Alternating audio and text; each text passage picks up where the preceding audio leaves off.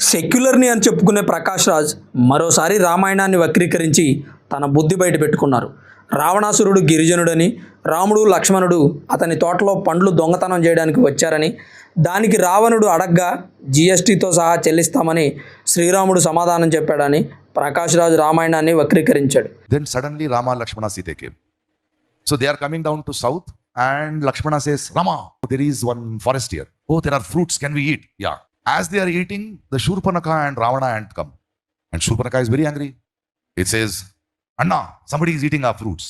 And the Anna Ravana says, no, they are hungry. Let them eat. We can talk to them later. Now, since you have eaten the fruit, you have to pay the price. Then what is the price? Then she calculates Shurpanaka and says $2,000 with GST. One nation one religion అనే పదాన్ని కూడా తప్పుపట్టారు. No, one nation, one religion, my dialogue. Get lost. Secular వాదిని అని చెప్పుకునే ప్రకాష్ రాజ్ ఎప్పుడూ హిందువులనే ఎందుకు target చేస్తారు?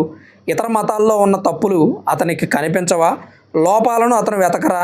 ఎలాగూ ఆయన క్రైస్తవ మతం కాబట్టి అతను అనుసరించే మతాన్ని అడ్డం పెట్టుకొని హిందువుల మీద ఆరోపణలు చేస్తే సహించలేరని సెక్యులర్ అనే ముసుగులో హిందువులను టార్గెట్ చేస్తున్నారు ప్రకాష్ రాజ్. మరోసారి తన వక్రబుద్ధిని బయటపెట్టుకున్నారు.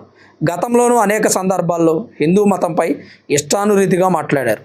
హిందువులు అతి పవిత్రంగా భావించే రామాయణాన్ని తనకు నచ్చినట్టుగా వక్రీకరించడం ఏమాత్రం సమంజసం కాదని ప్రకాష్ రాజుపై కేసులు నమోదయ్యాయి. హిందువులు, హిందూ సంఘాలు అతనిపై ఆగ్రహం వ్యక్తం చేస్తున్నారు.